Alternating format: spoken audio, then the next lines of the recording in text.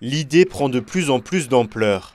Réutiliser d'anciennes infrastructures olympiques en vue d'une potentielle candidature aux Jeux d'hiver 2030.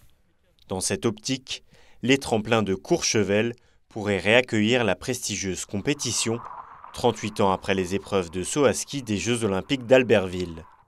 Très intéressée par cette perspective, la station savoyarde rêve de raviver la flamme. Pourquoi aller reconstruire, rebétonner, alors qu'en fait on a déjà quelque chose d'existant qui peut être amélioré évidemment, hein, puisque on est quand même dans un équipement de 92 qui, que ce soit sur la partie remontée mécanique ou sur la forme des tremplins, a pas beaucoup bougé. Donc bien sûr il y a des choses à améliorer pour rentrer vraiment en plein dans le 21e siècle, mais malgré tout, il y a déjà un existant et c'est simplement une amélioration à apporter. Donc ça va complètement dans la logique des événements actuels. À Courchevel ou à La Plagne, la réflexion est la même.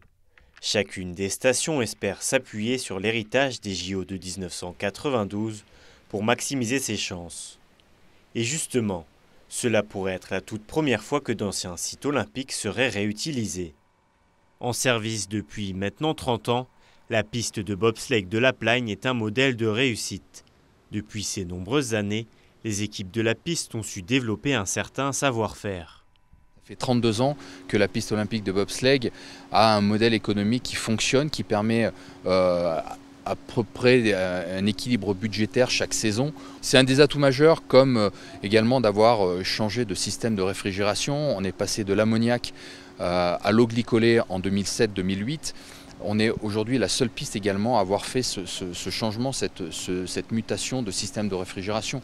Avec la couverture de la piste, ça permet d'avoir une approche aussi environnementale, d'avoir aussi une approche en termes de gains d'économie d'énergie.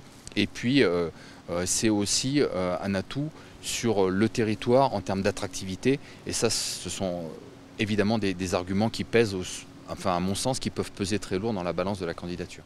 Des travaux de modernisation seraient donc seulement à prévoir sur les deux sites. Un atout écologique et surtout économique qui irait dans le sens de la future candidature française.